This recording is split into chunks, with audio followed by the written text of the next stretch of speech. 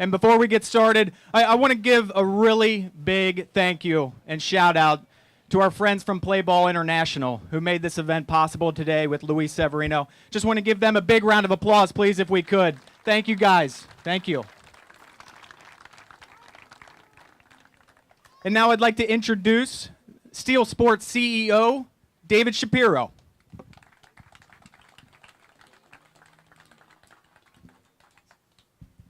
First, Isabella, that was amazing. I think Luis might want to take you back to Yankee Stadium to sing the national anthem tonight there. I want to thank all the players and families that came out this week for NYBC. We had 13 states represented. I know it's a huge commitment for you guys to travel across the country and come play here. For the players, I know you've put a lot in over the years, and especially this season to get to this point. A lot of commitment on your guys' end, but also a lot of commitment from your parents and the coaches that got you here. So before the end of this weekend, I want to make sure you thank your parents and coaches for all that they've done to help you guys be a part of this fantastic event. The NYBC, this is the 11th year that it's been around. We really want this to be the pinnacle event for you during the year, so that during the year as you're playing in tournaments, this is what every team in the 10 to 14U age group is shooting to get to. At Steel Sports, our mission is to help athletes reach their potential, both on and off the field. That's why we do events like this, so you can learn from guys like Dusty and Luis that have learned a lot from this great game of baseball. We want to give you exposure to people like that so that it helps advance your game. We also hope that you learn life lessons when you're out here, things about respect, integrity, working as a team, building relationships with your players. We really want this to be a lasting memory. So make sure you guys soak up every minute that you're out here and appreciate each moment that you get on the field. First, I'm just really appreciative of Dusty Baker and Luis Severino. They volunteered their time to be out here and share some of their wisdom with you guys. So huge thanks to them. So I know you guys aren't here to listen to me. You're here to listen to these guys. So I'm going to turn it over in a second. Ed Randall is going to host the Roundtable with Dusty and Luis. Ed is the host of Talking Baseball, which is on 9 to 11 a.m.s Sundays on WFAN Radio. He also hosts Remember When on Sirius Radio, has been in Major League Baseball for 40-plus years, 400 years. He came in with a file on both Luis and Dusty that had newspaper clippings from Dusty from 35 years ago. So he's done his homework. He's going to do a great job. So thank you, Ed.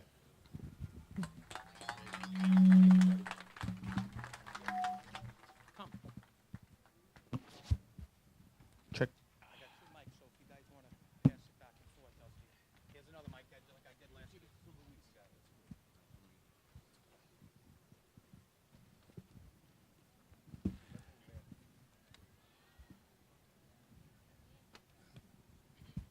What a pleasure it is for me to be with you this morning.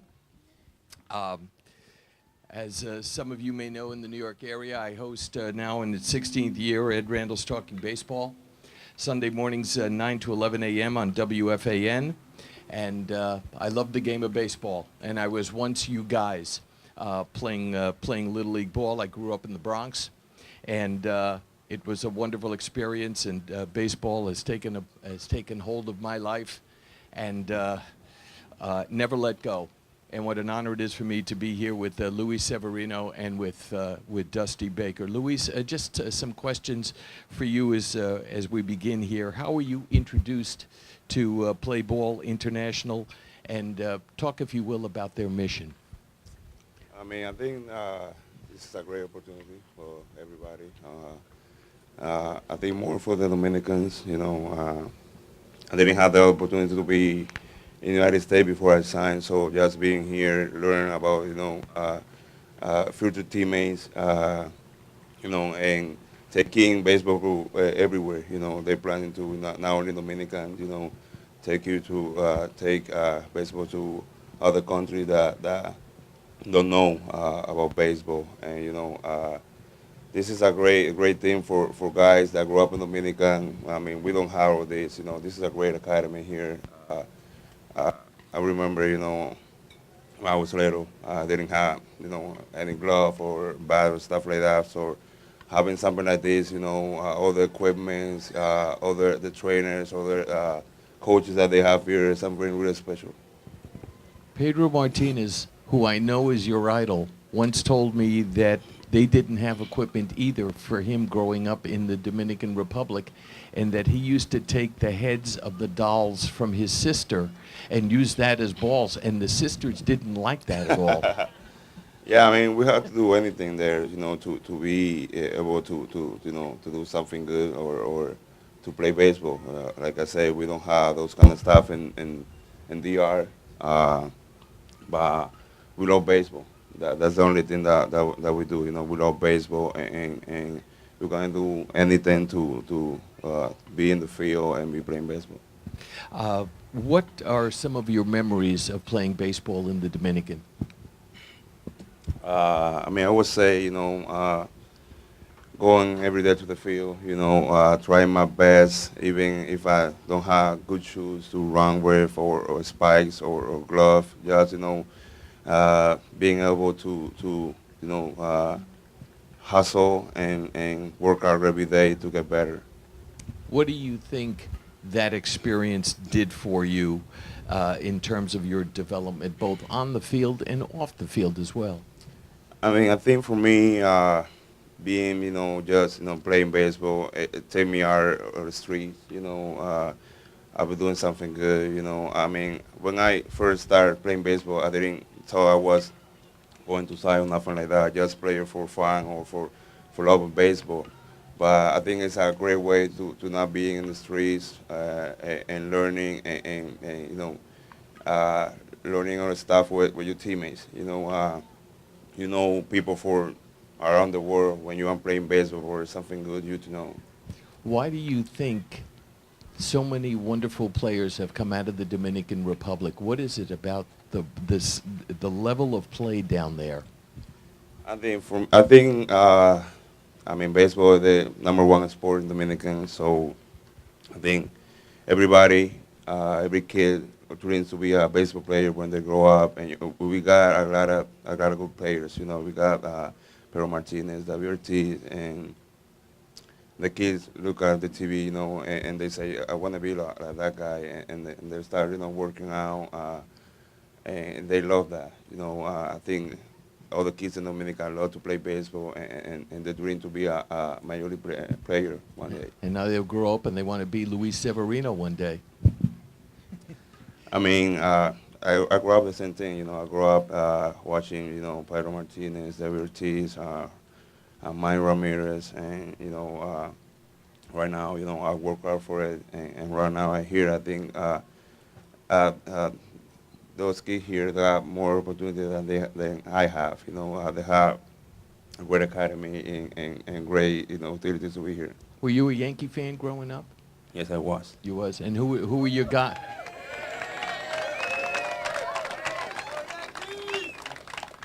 With an answer like that, we'll keep them around. What do you think? Who were your guys? Who were your favorites? Cano. My favorite player was Cano at that time because before I started pitching, I used to play position player. I used to be a position player. I was gonna ask you, who did you imagine yourself to be that you would go out and imitate either on the mound or at the plate? I used to love hitting like arrow, but I wasn't a good hitter, so that's why I'm a pitcher. So after that, I just imagined to be Pedro Martinez every time.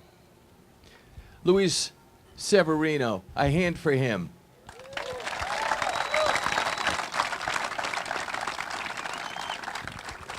Dusty, we can't imagine what Luis went through with no equipment in the Dominican Republic. We've always been mesmerized by these stories.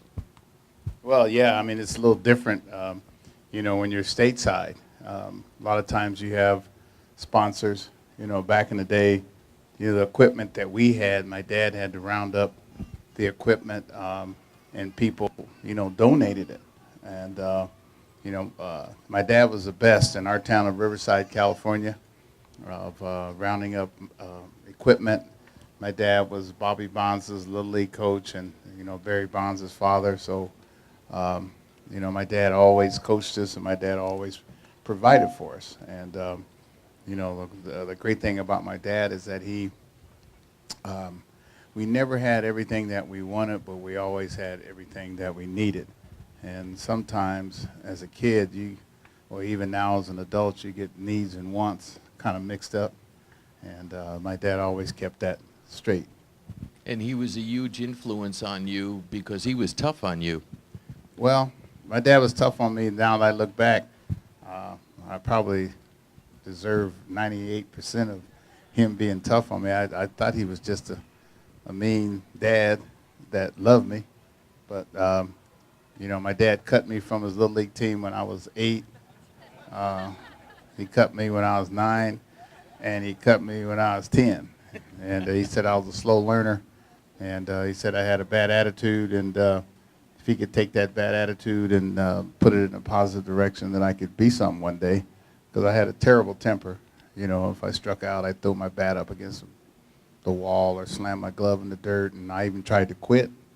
And my dad said no son of his was going to quit at anything because he had too much money invested in me in that $9.99 Sears and Roebuck Ted Williams glove that he invested in me. So, yeah, you know, thanks to my dad, you know, he kept me on the straight and narrow because, you know, as a young kid, you're watching the movies, you know, all the guys that, you know, had all the money, had all the girls, had all everything were the kind of gangsters and the bad guys. They were the thugs. And so my dad and then mom said, hey, no son of theirs is going to be a thug, and I'm glad that they kept their foot on me. Luis, I would think that in the Dominican Republic it was also a time in which you wanted to stay away. There were bad guys everywhere, and baseball is a vehicle to be able to stay away from those bad guys and stay, as Dusty said, on the straight and narrow. Yeah, that's why you have to be around good people, you know, people that can help you. I mean, in your career, you're gonna be around a lot of people, so you have to choose, you know, who you think is gonna do good in your life. You know that they're gonna come with a lot of ideas, you know, a lot of, you know, even friends, close friends wanted to know.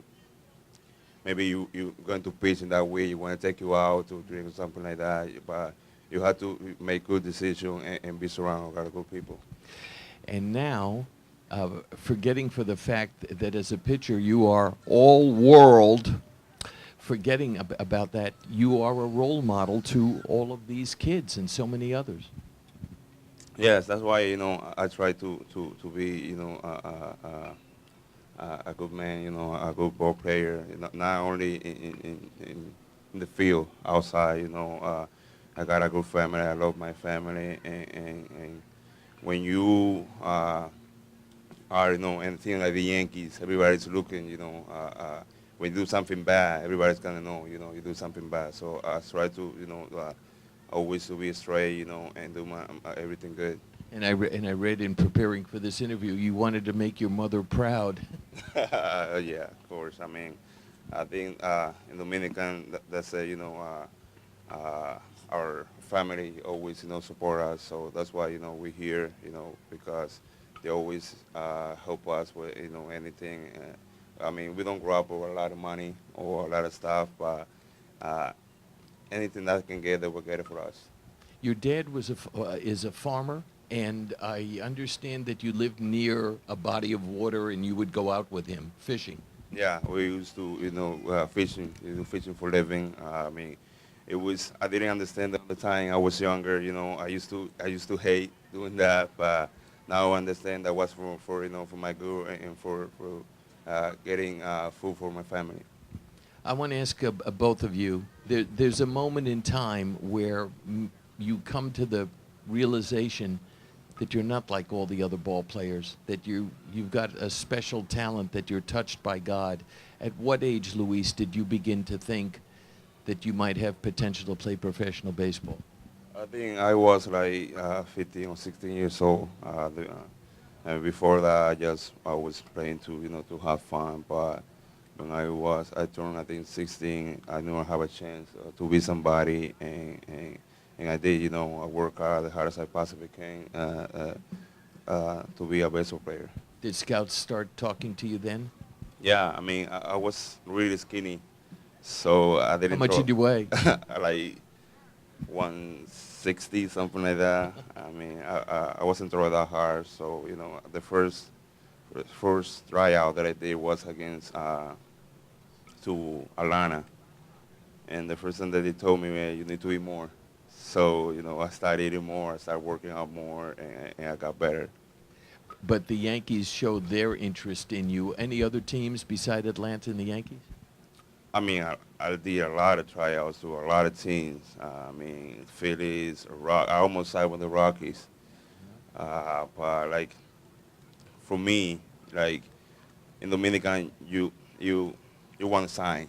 Doesn't matter like how many times you have to go to a team or how much they're giving you. You want to be part of the team, and that's what I did. I didn't matter how much money I gonna get. I just want to be on the team. Wanted the opportunity. Yeah. Dusty, to you, about that moment in time when you began to have a thought that maybe you could play professional baseball. Well, I always knew in my heart, even though my friends didn't think so and other people didn't think so, that I was going to be a pro. I started thinking about that when I was probably 9, 10 years old. But I didn't think about playing pro baseball. I wanted to play pro football or pro basketball, which I really loved, and baseball was last. And then when I got to Colt League, I think I was 15, and I thought I was going to sign with the Boston Red Sox because I threw a guy out at the plate. So the Red Sox scout gave me his card, and never heard from that guy again after that day. And so, I knew I was supposed to go to college to play basketball, and I signed against my dad's permission in Dodger Stadium, which that was my team, and Hank Aaron promised my mom I signed with the Braves. I didn't want to get drafted by the Braves because I didn't want to go to the South, and I prayed the night before that the Braves don't draft me. And so next morning I woke up and the Braves called me, and I said, Lord, you didn't hear me. I said I didn't want to go to the South because that was 1967, and there was a lot of unrest and riots and freedom marches in Vietnam and all kind of stuff. And so Hank Aaron promised my mother that if I did sign, that he would take care of me as if I was his own son. And I signed. He made me go to church and made me get up and eat breakfast and stopped me from hanging out late because, that old famous I'm 18 now, I'm grown kind of attitude that I had, what was wrong. So at that point in time, like I said, my hero was Tommy Davis. And I was a Dodger fan, even though there was a lot of Yankee fans out here. And, he wore number 12. How many kids grow up idolizing somebody, then end up playing their position, batting in the order of the same place and wearing their number? So I've had a very fortunate life. In the moment in which Hank Aaron beat Babe Ruth's record with his 715th home run, you will see forever on that video Dusty Baker in the on-deck circle, standing up from the on-deck circle. Once upon a time, the on-deck hitter used to kneel with his bat. And I kneeled because I was copying Hank Aaron. Right, exactly. That's why I was right. But talk about that night and talk about being in the on-deck circle when Hank Aaron hit that home run. Well, I was with Hank every day. Myself and Ralph Garr and Paul Casanova, we were with Hank every day. And he went through, it wasn't a very pleasant time for him because he was going for the record. And he got a lot of death threats and a lot of hate mail and stuff. And so I was with him, and I was on deck circle. It was a cold, cold night in Atlanta. And he told me, he goes, hey, I'm going to get this over with right now. And I said, hey, man, no problem. And so he hit it over the left field fence. I didn't rush to the home plate like my teammates did because that was out of respect for Hank. This is his moment. It wasn't my moment to be on TV with him or anything. So they stopped the game. It was cold. Family came down. And then I'm up next, and I hear all this noise, and everybody's leaving. And I'm about to hit. And so Like, wait a minute, I'm about to hit too, you know. So I'm trying to hit a home run to honor Hank Aaron, and I hit a double, but nobody saw it because everybody was leaving. Luis, what was it like being at the All-Star game?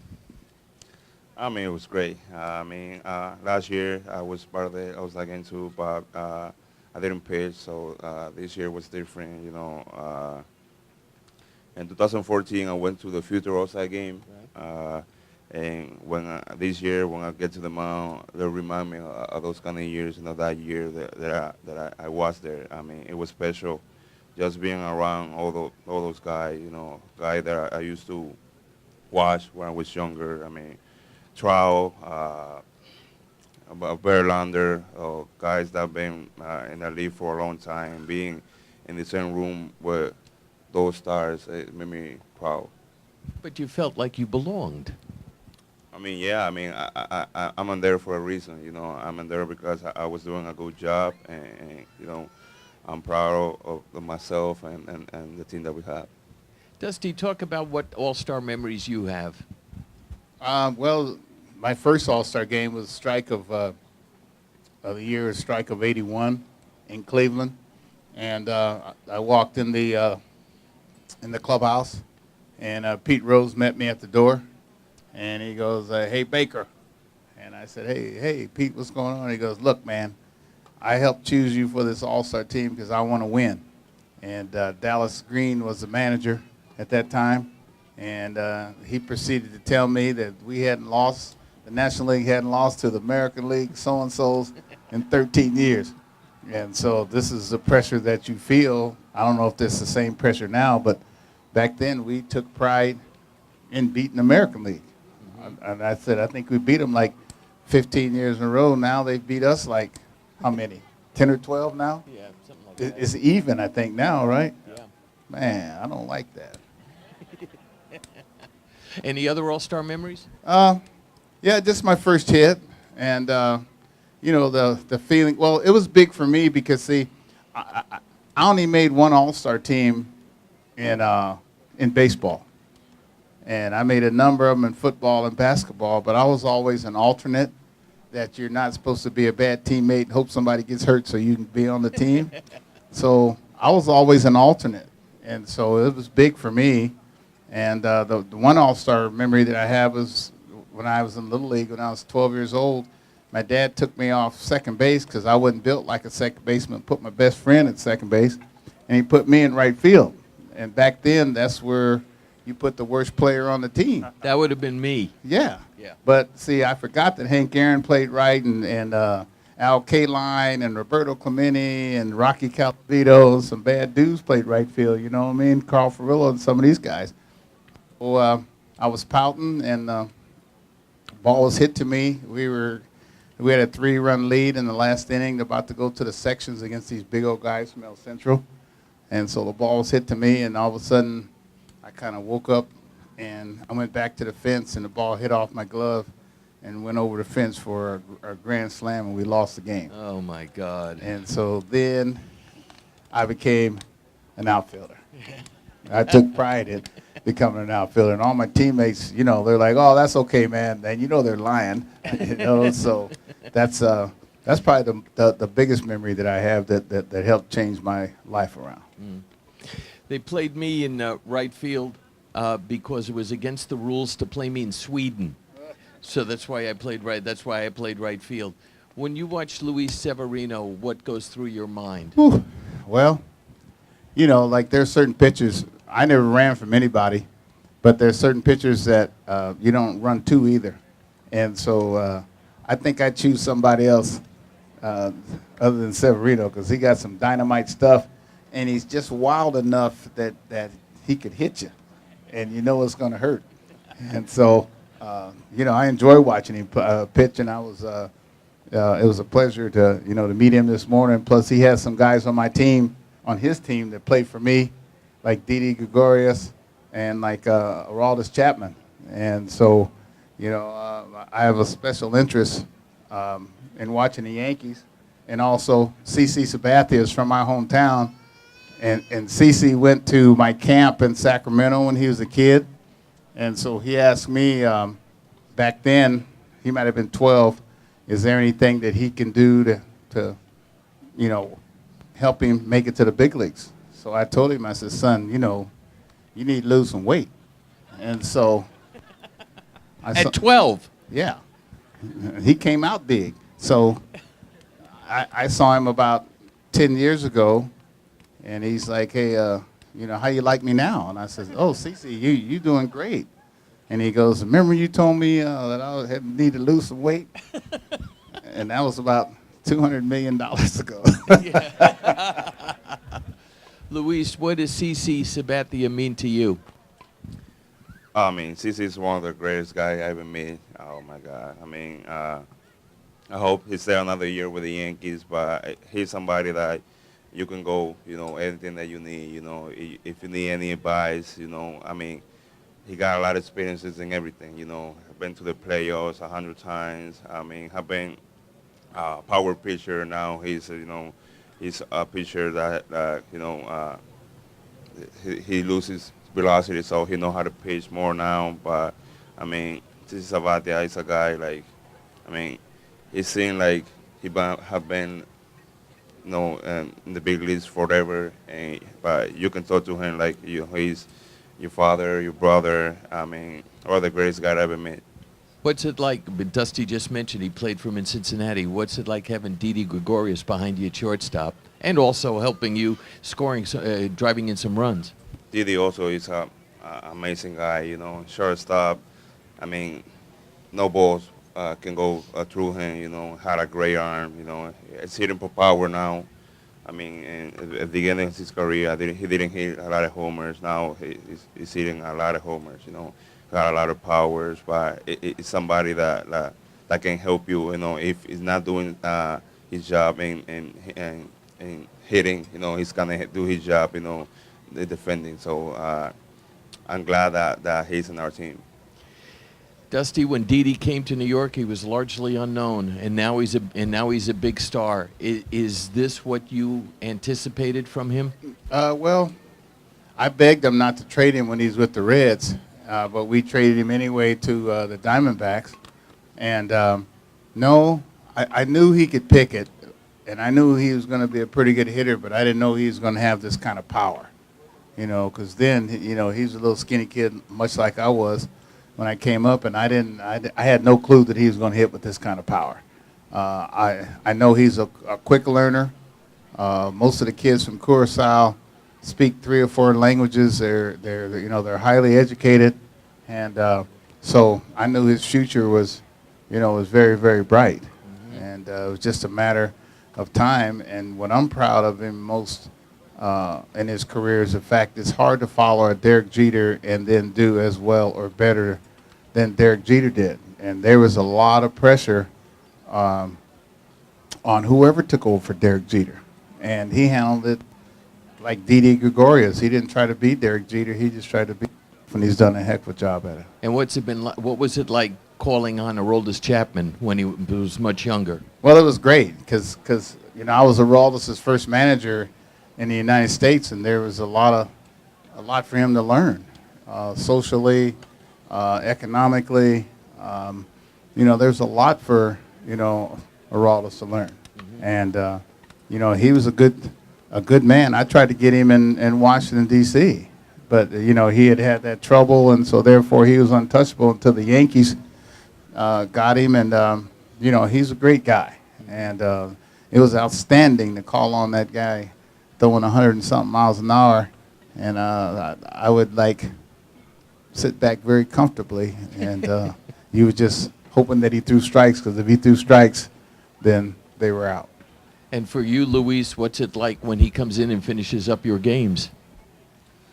I mean, it's amazing. We are a great bullpen, but, you know, seeing Chapman, you know, every time Chapman go to the mound, everybody, you know, all the fans are standing up, you know. Nobody leaves early. Nobody. So everybody's looking at the red dot gun, see how fast he can throw, you know. It's like Baker said, you know, if he throws strikes, you know, nobody can hit him. Did you ever imagine? Tell me about Kansas. Talk about the Betances. Dusty wants to know. It's the same. It's like, he's got this weird mechanics. And so, like, if he throws a strike, nobody can hit it. I mean, he got a devastating breaking ball. Nobody can hit that. So when those two guys, throw a strike, I mean, the starter, we can go 5 innings. We got a great bullpen, After that, I mean, they can do anything. Did you ever imagine, we talk about Chapman throwing over 100 miles an hour. Did you ever imagine you could throw 100 miles an hour? I didn't. I mean, I was young. I used to throw a lot of strikes, but I was 17. I used to throw 87, 88, throw a lot of strikes. A great strider, but that was it. Everybody said to me, "You're gonna be a good pitcher, but you're not gonna throw hard. You're gonna be like, somebody that can, get somebody out, but not throw hard." And when I signed, everybody said that when you go to the Mets in Dominican, playing against the Mets, everybody throw hard there. So we went one time there, and I was pitching that day, and say, we will see if I can throw hard here. So I pitched that day, and I jumped out to. I used to throw 90 to 91. That day I threw 96, 95, and after that, I never lose my velocity. What's that feeling like? I mean, I didn't believe it. I was joking. My velocity was, like I say, 91, 92, and that day was 95, 96. I didn't believe it, but after that, I don't know what happened, but every time I pitched after that, it was 95, 96.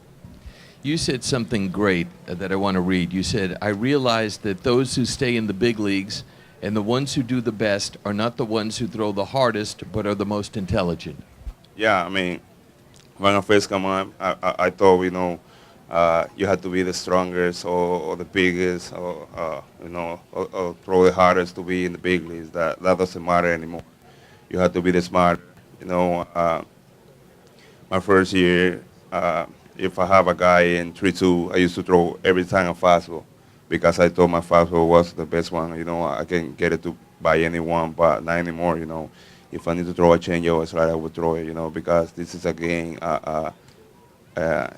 Again, the smartest guy. You don't have to be the stronger or the fastest one. Dusty, when you were playing, they didn't have the radar readings up on the scoreboard, but in your day, talk about velocity and the guys who threw hard then as opposed to what we see now, where it's 95 and above, it seems, with every guy coming out of the bullpen. Well, that's what it seems, but I mean, 95 and above with no command and no location is just 95. Or no clue. Yeah, because see, I would prefer a guy throwing 95 than I would a guy throwing 92, 86, 72, those kind of guys. They get you out very comfortable. I mean, we had a bunch of guys that threw hard too, and Tom Seaver threw the heck out of the ball. Nolan Ryan, J.R. Richard, they were always guys that threw the ball hard. Now, the main difference that I see between the time when I played and the time today, and maybe it's for the best because it's so dangerous as many guys that are throwing hard, was a knockdown pitch because they would knock you down. And then they'd see if they could knock you down and see if it's scare you and see if they can throw you the breaking ball. That's the major difference is the knockdown pitch because when I first came to the league, they told me, okay, they're going to see if you can hit a fastball. Okay, you can do that. Then they're going to see if you can hit a curveball. Then see if you're going to hit a slider. Then they can see if you're going to hit a changeup. And then if you hit all those, then they're going to see how you hit on your back. And so if they could intimidate you, then they would. And by intimidation, all you need as a pitcher is to see the quick shoulder or quick hip, because then you can't hit anything on the outside part of the plate. Correct? You'd like to see that, huh? I bet you. And so that was a major difference. But they're not hitting off their back anymore. The game in that regard has changed. Well, that's why guys are getting hit in their hands, like I'm saying, just like Judge did last night. They're diving into the ball comfortably instead of, being aware that one might get away on the inside. Because I've seen guys get hit on the back elbow. That's almost impossible to me. Yeah, and you know, I never got hit in my face because you wasn't going to hit me in the head, you know, because you got to get your head out the way. But that's it's sort of frightening now the way I see guys getting hit, especially guys getting hit in the hands. You know, you're taught to get your hands out of the way. You raise above the ball, or you just go back and watch the ball go by you. If you're really concentrating, you shouldn't get hit that often. Luis, when you're out there pitching, though, you don't want the hitters to be comfortable.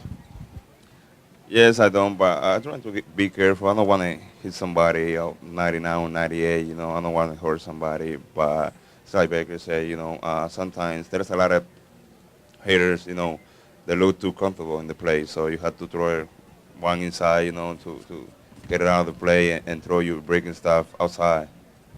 There, and you learned from Pedro Martinez, and he's a guy who kept the batters very uncomfortable. Oh yeah, I mean, Pedro, one of the guys that I love watching, and you know, his adrenaline, you know, in the mound, you know, I mean, he wasn't afraid of nobody, you know. He, if you are, you know, too close to the play, he will hit you, or something like that. But like you said, that's not the game anymore. You know, we don't want to hurt nobody. We might, you know, throw a close one or something like that, but nothing to hurt nobody. Dusty, you were laughing when Luis was just talking about Pedro. What do you want to tell us? No, I mean, I love Pedro, and I wish I had him on my team.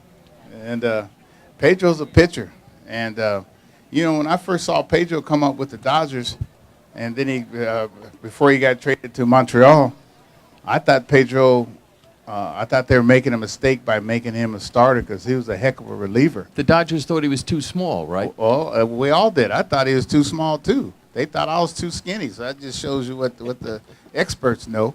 And so next thing I know, you know, Pedro's, I mean, he's still pitching. And like they said he was too small, and his brother, you know, had more of a pitcher's body. And I think he was, what was he, 6? Ramon was 6'3", 6'4". And so, but Pedro knew how to pitch. And Pedro was fearless. Like he said, he wouldn't knock you down. He didn't try to hit you, but he wasn't going to run from you. Yeah. And he knew who he could go at, and he knew who he needed to throw breaking balls to. And just like he said, you know, the whole game, everybody's good at that level, but the whole game is whoever's the smartest and whoever can adjust the quickest. I was reading, Luis, that Pedro was shagging one day after he had retired, and that's when your relationship began with him. What's the best advice that he gave you? I mean, him and me, we didn't talk much about, you know, baseball and stuff like that, but I mean, he's one of the smartest guys I ever met out of the field, you know. And I met him in Boston. And the offseason of 2016, you know, we get together. I mean, it's not every time Hall of Famer like Pedro Martinez, you know, want to help, you know, somebody. Even, you know, knowing that I'm with the Yankees and he's still with Boston. But, you know, just, you know, being with him, around him, you know, I mean, we working in like little things, like nothing big. I mean, we work a little bit in mechanics, and I work in that. He told me, you know, I used to push my hand outside of my body to pitch. I used to do this, and he told me, you know, don't do that. You know, get your hand close to your body. It was difficult to do it because it's not, you don't adjust yourself that quickly. So I bought a mirror, and I was doing that, the mechanic, like. You bought a mirror? Yeah. That's I great. bought it in my house, and I did that like every day 100 times until I get to spring training. So when I get to spring training, I was ready. You know, my mechanic was ready. Do you credit him with, partially credit him with, it's all about you, of course. You're the one out on the mound. You're there alone. Do you credit him with your success? Yeah, of course. I think he helped me a lot. You know, him and also my pitching coach here in New York. But, you know, that thing, because sometimes, you know, you want to fix something, and you told me every time, hey, you need to fix this, and somebody else came and say, you know, you need to fix it, and you hear that person. I mean, I think Pedro Martinez is a guy that you can listen and you can learn quickly. To see your success now, it is almost unbelievable to realize that only 2 years ago, they sent you to the minor leagues. They put you in the bullpen. I read that you hated the bullpen, but yet you were fantastic coming out of the bullpen. I think like an 0.23 earned run average, something like that. It is astonishing, and what a credit it is to you to see the great success that you've experienced since you had those setbacks. Yeah, applaud for that.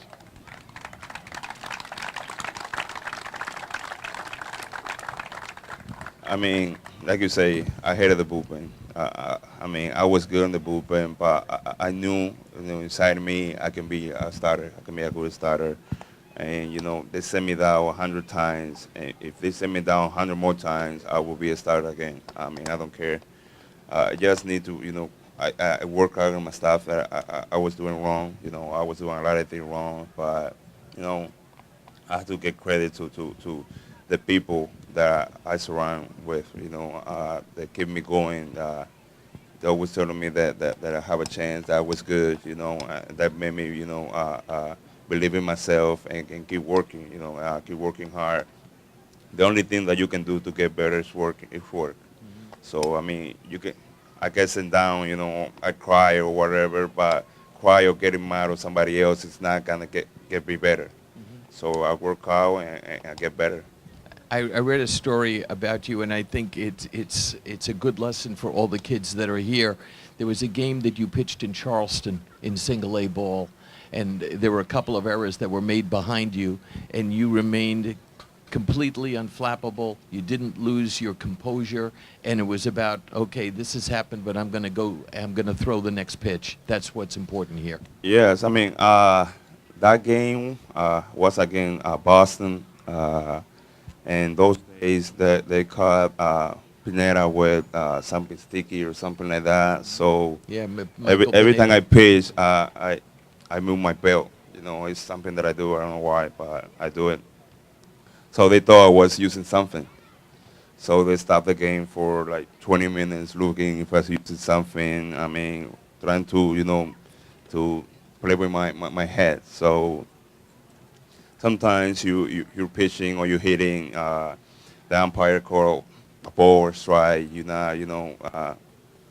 those stuff's kind of get into your head, but you can't do nothing about it. Mm-hmm. The only thing that you can do about it is, throw a better pitch or take a better swing or something like that. So I just don't think about the stuff that I can't control.